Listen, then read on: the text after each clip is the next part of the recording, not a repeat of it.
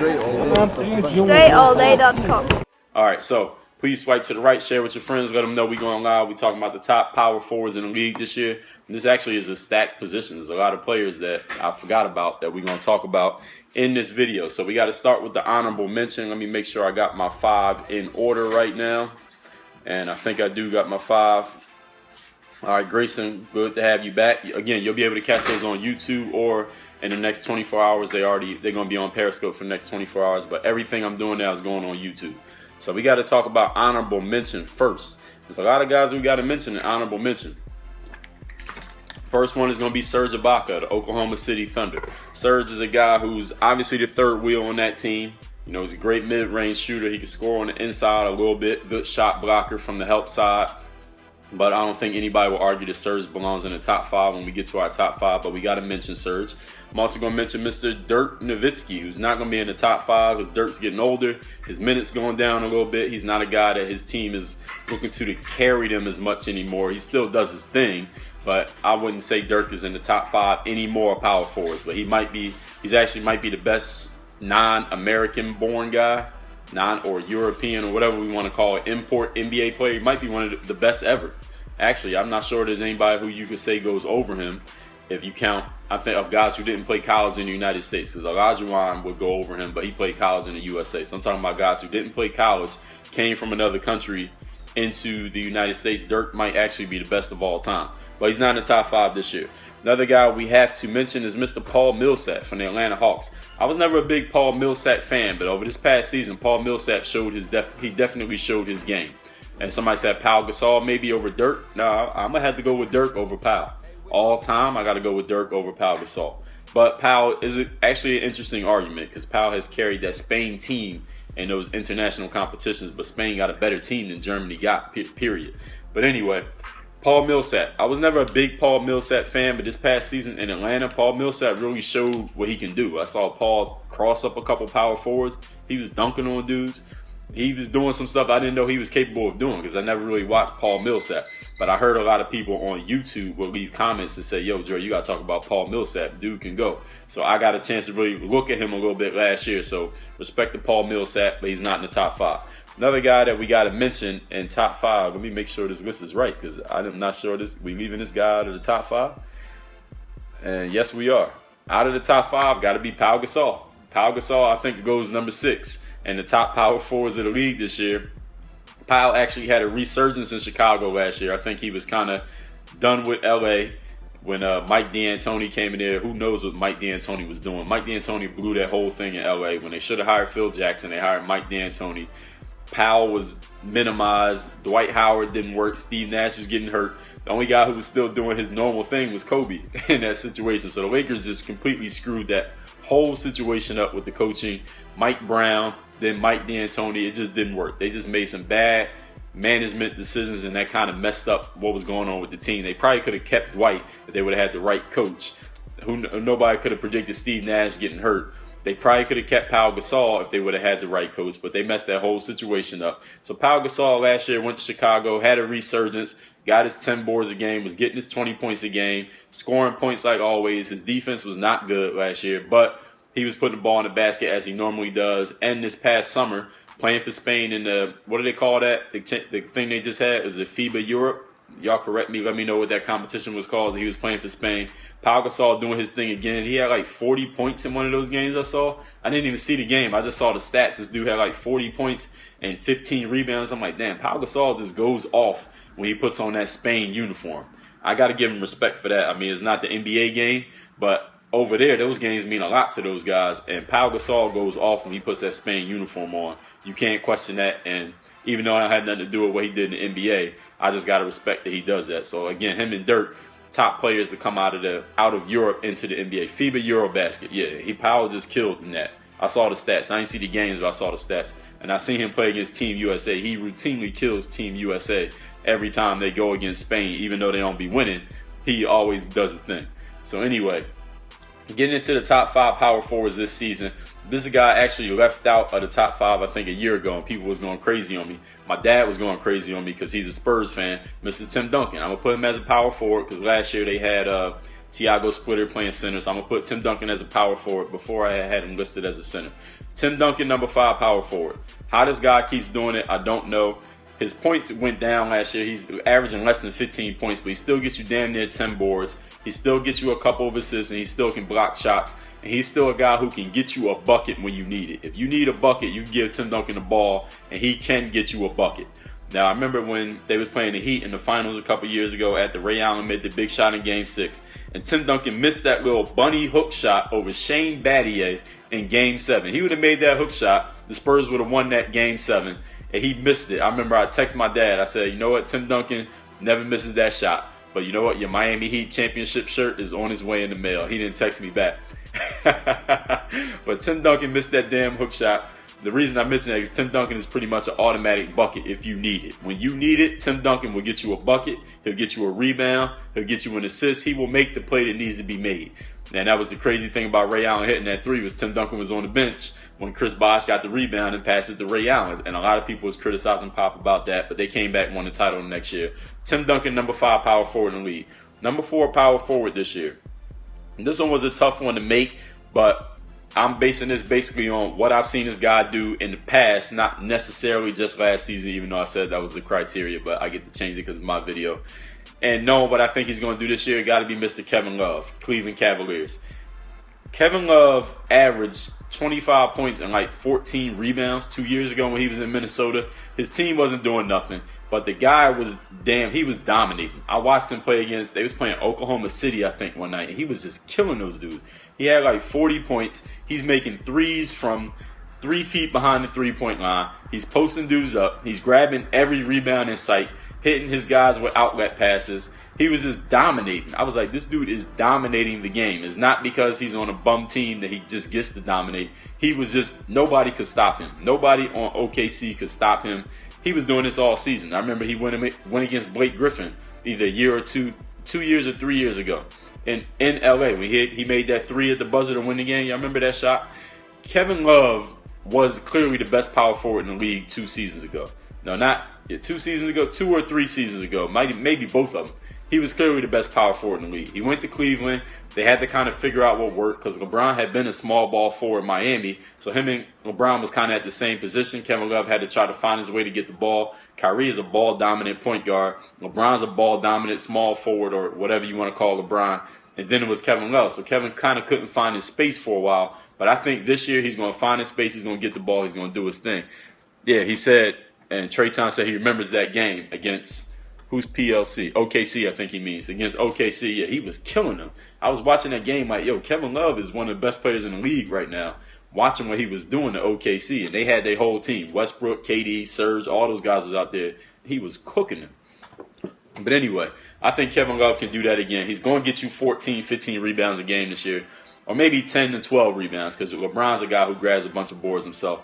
And Tristan Thompson, if he comes out of his holdout, he's going to grab a bunch of rebounds too. But Kevin Love is going to get you 20 points a game. He's getting you a minimum 20 points a game on most teams because he's sharing the ball with Kyrie and LeBron. Maybe it might be a shade under 20, but I think he might still get 20 if LeBron kind of stops trying to score as much and he kind of defers to let Kevin Love do his thing. Kevin Love, he's number 4 power forward in the league. Number 3 power forward this year. Only reason I'm putting him above Kevin Love, this guy's LaMarcus Aldridge, San Antonio Spurs. And Trey said they got to use Kevin Love better this season. I think you're right. I think less LeBron, more Kevin Love will be good for LeBron and for Kevin Love and for the Cavs. LaMarcus Aldridge, I'm putting him above Kevin Love just for the simple fact that LaMarcus, I think, is going to get the ball more than Kevin Love is going to get the ball. So he's going to get a chance to have more of an impact on his team than Kevin Love is on his team, despite what I just said about Kevin Love. I think the Spurs can kind of build around LaMarcus Aldridge because they got 3 older guys in TP, Manu, and Tim. And they got Kawhi, who's an emerging guy. He hasn't really taken the reins yet. LaMarcus is ready to take the reins right now. He's averaged 20 and 10 the last couple seasons in Portland, been an all-star. They pushed to get him as a free agent. He's back home in Texas. I know he's not from San Antonio, but he's from Texas. He's going to get to do his thing this year. So LaMarcus Aldridge, number 3 power forward in the league. Number 2 power forward in the NBA this year.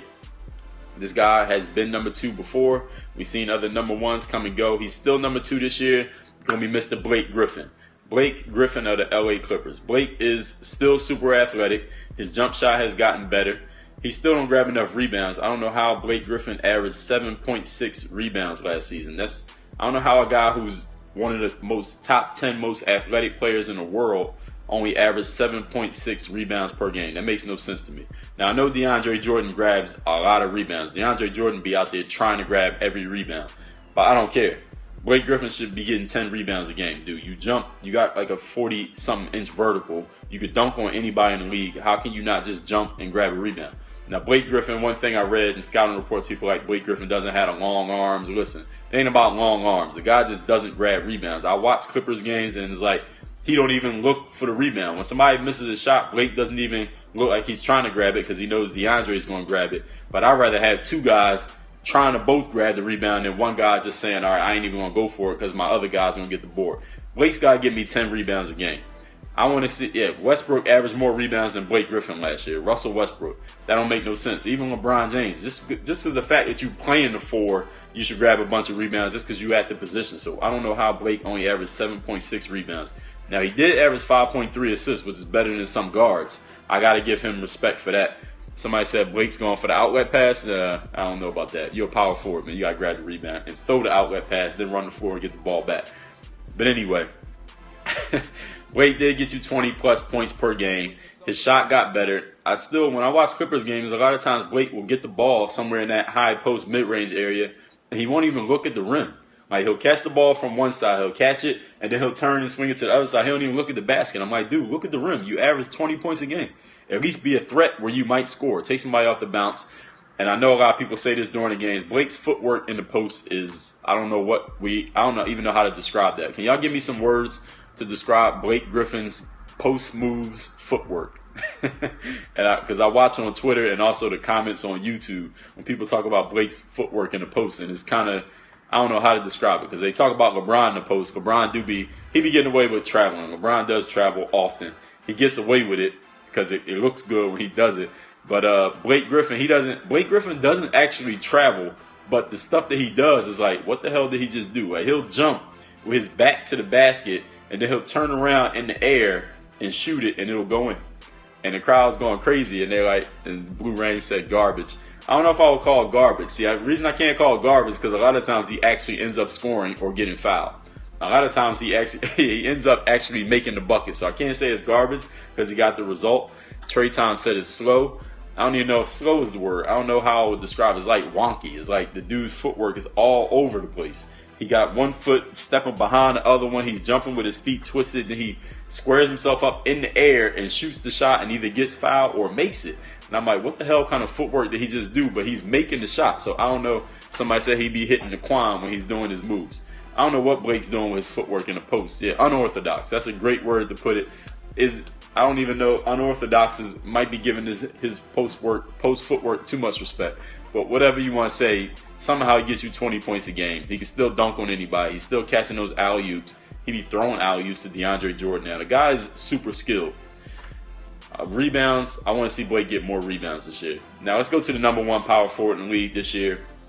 This guy plays some center, plays some power forward, but I think by deductive reasoning, all y'all can figure out who the number one power forward in the league this year is. This guy is the one guy I think, besides Kevin Durant, has the opportunity to be ranked as the number one basketball player alive within the next 3 years. And Trey Tom just left a comment and said that guy's name. Y'all know who he is. Like I said, between him, LeBron James, and KD, he's the only one out of every other player in the world who has a chance to be the best undisputed player in the world. And that would be Mr. Anthony Davis. Dynasty Jock, Chris, what's going on? I didn't know you was a basketball fan. Boston Baller AD is in here. All right, AD. Not Boston Boy. Boston Baller said AD. That's what I meant to say. So AD, Anthony Davis, the brow, number one power forward in the league this year. The guy can shoot the ball. First of all, he's 7 feet tall, and he got super long arms. This guy's arms are super long. He averaged 24 points last year. I didn't know that. 24 points, 10 rebounds, 2 assists, not a lot. 1.5 steals, and I think he led the league in blocks with 2.9 blocks. Chris, what's going on? He led the league with 2.9 blocks a game last year. This dude, I think, could average 30 if he wanted to. With the team that he's on right now in New Orleans, I think he could get 30 points a game. He could get you 12 rebounds a game. I think he's going to get over 3 blocks a game. He's going to get the ball as much as he wants. I think they got Alvin Gentry as the coach now in New Orleans. And I didn't know why they hired Alvin Gentry. I thought he was just another retread coach. But as I read up on Gentry's hiring, they say that he was like the mastermind behind the offensive schemes of the Golden State Warriors last year and of, I think, the Clippers when he was with the Clippers. So he's an offensive genius. So I think with his offensive genius and Anthony Davis's talent and skill, Anthony Davis is going to get you at least 25 points a game this year, 10 to 12 boards, 2 assists, 1.5 steals at the power forward position. Getting 1.5 steals is impressive, and he's getting you 3 blocks. This guy could dunk from the foul line with ease, with no problem whatsoever. He got the hook shot game. He got his mid-range jumper game. He could take guys off the dribble at that big man spot. He could guard pretty much anybody. He could block anything under the sun. Did y'all see that three-pointer that Stephen Curry hit over him in the corner last year? That was like the dagger 3. When Steph Curry made that 3, I was like, yo, Steph Curry is running it right now. It's over. They about to win the title. He's definitely the MVP. Yeah, he is super long. The only shot I didn't see him block was that 3 that Stephen Curry hit over him. And Jock said he played point guard in high school. Yeah, I remember that. They said that he was like 6'3", then he grew to like 7 feet. Yeah, the game-winning 3 hit against OKC. I remember that when he caught it off the inbounds pass, turned around and double clutched over Kevin Durant and hit the 3.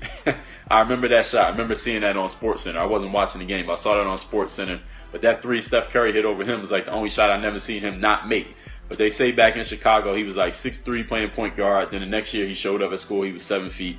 Went to Kentucky. I know what he did there. So I'm putting Anthony Davis as my number 1 power forward for the 2015-2016 season. Now, here's the list just to run it down again. Number 5 was Tim Duncan.